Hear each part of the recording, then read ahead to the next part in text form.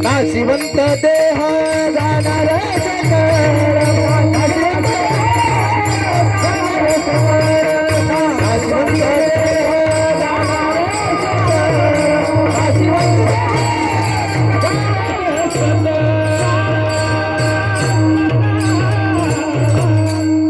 एकदा महाराजांसाठी जोरदार टाळ्या वाजवा.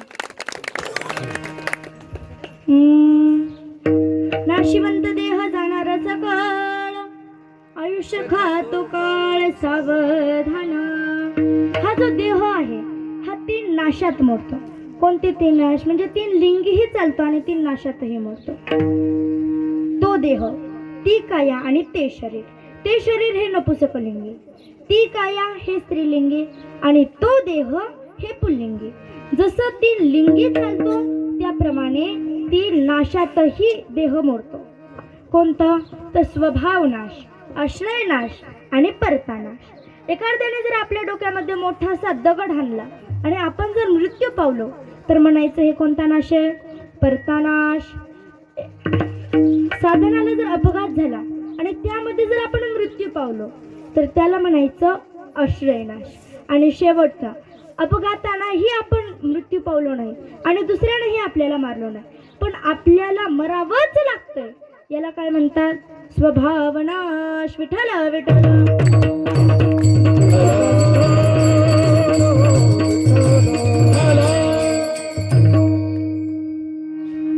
स्वभाव जाता घवे, नाशिवंत स्वभावे. मनोनित्वा झुजावे पंडू कुमरा.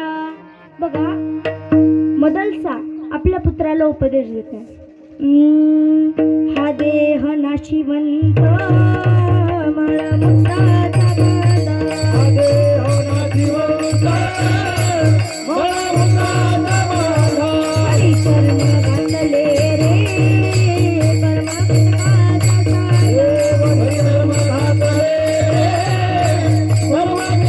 परमात्माचा साधा. हरी कर्म घातले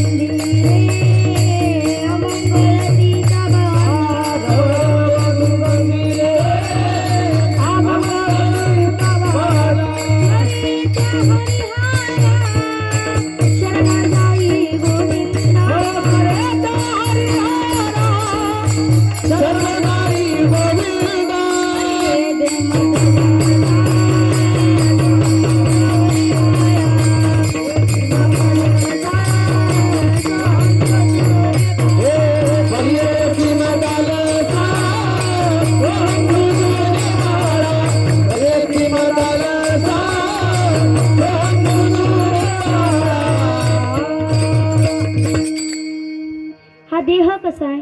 तर हा देह नाशिवंत आहे. हा देह जाणार आहे. बघा, जो जन्माला आलाय तो कधी ना कधीतरी मरणारच आहे आणि जो मृत्यू पावलाय तो पुन्हा जन्म घेणार आहे. बघा, गीतेमध्ये एक श्लोक आहे दुसऱ्या अध्यायात. जातस्य हि ध्रुव मृत्युर ध्रुवं जन्मामृतस्य च तस्माद् परिहारेऽर्थे न त्वं शोचितुमर्हसि. भगवंत सांगतात, जो जन्माला आलाय तो कधी ना कधीतरी मरणारच आहे आणि जो मृत्यू पावलाय तो पुन्हा जन्म घेणार आहे. आणि हे जन्म मरणाचं चक्र असंच चालू राहणार आहे. किती वेळाच्या मायावे नित्य भावे पतित नित्य भावे पतित नित्य भावे पतित किती वेळाच्या मायावे नित्य भावे पतित नित्य भावे पतित नित्य भावे पतित. किती वेळा जन्मा यावे नित्य भावे फजित एक एक योनी कोटी कोटी फिरा मनुष्य देह वारा मग लागे दिन चार घडी का जीना दुनिया है मुसाफिर खाना चाहे लाख करोड़ लुटाई चाहे कोटि खत्म कराए बस यही जला है जना दुनिया है मुसाफिर खाना जिंदगी एक किराए का घर है जिंदगी एक किराए का घर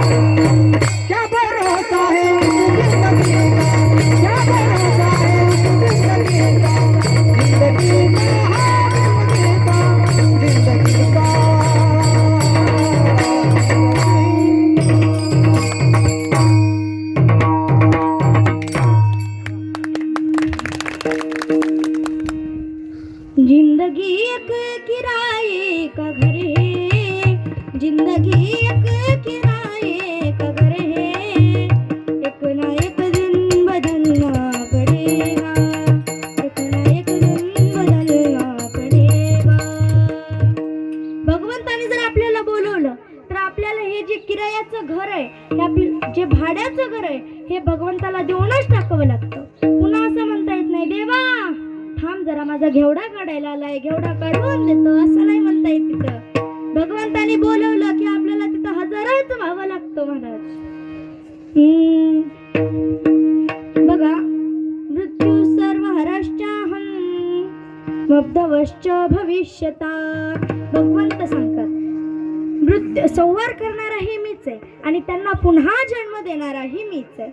पण लोक देवाला विसरलीत महाराज. भगवंताने हा देह आपल्याला कशासाठी दिलाय भजनासाठी दिलाय मग लोक तेच विसरलीत. हा देह आपल्याला कशासाठी दिलाय हे तर लोक विसरलीत ना. आऊट हात का मानव देहा अल्लाह ने तुझे दिया हो आऊट हात का मानव देहा अल्लाह ने तुझे दिया हो खाया पिया सुख से सोया नाक जमाना गोया खाया पिया सुख से सोया नाक जमाना गोया तू भजन नारायण तू भजन नारायण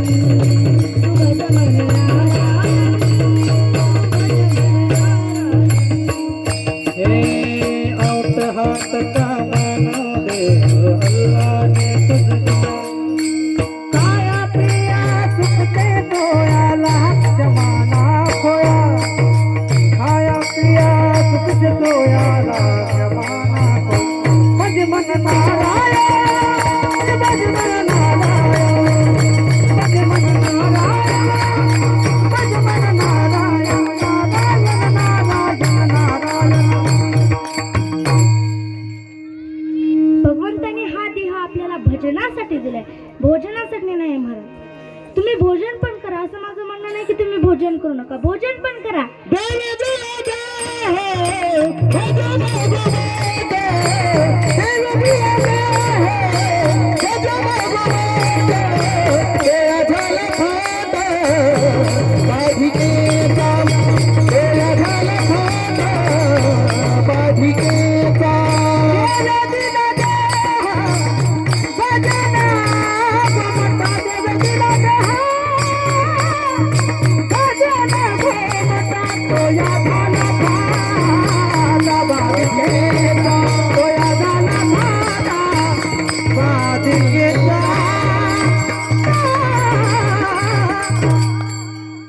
देवी दिला देह भजना गोमटा, तो या झाला फाटा बाधिकेचा. भगवंताने हा देह आपल्याला भजनासाठी दिलाय महाराज, म्हणून तुम्ही भजन करा. कारण दुसऱ्या योनीमध्ये आपल्याला भजन करता येत नाही. याच जन्मी घडे देवाचे भजन आणि हे ज्ञान नाही कोठे. याच जन्मामध्ये आपल्याला भजन करता येतं, दुसऱ्या जन्मामध्ये करता येत नाही महाराज. म्हणून तुम्ही भजन करा. मला सांगा, तुम्ही रोज गाई म्हशी घेऊन जातच असताल. आजी तुम्ही जातात का? कधी एखादी म्हैस अशी बसली आणि म्हणाली का, आजी चला बरं आता तुम्ही घ्या टाळ, मी म्हणते अभंग, चला आपण भजन करू, असं म्हणली का? नाही. म्हणजे तिला त्याचं ज्ञानच नाहीये. म्हणून मग आपल्याला हे ज्ञान आहे तरी सुद्धा आपण भजन करत नाही. पण भजन करा, कारण भगवंताने हा देहच आपल्याला भजनासाठी दिलाय महाराज. म्हणून तुम्ही भजन करा. कारण लोक देवाला विसरले आहेत महाराज. लोक देवाला विसरले. लोक दोन गोष्टीला विसरले. पहिला म्हणजे भगवंताला आणि दुसरं म्हणजे मरणाला. मानुषो देहो देहिनाम क्षण भंगुरा तत्रापि दुर्लभम मन्ये वैकुंठ प्रिय दर्शनम.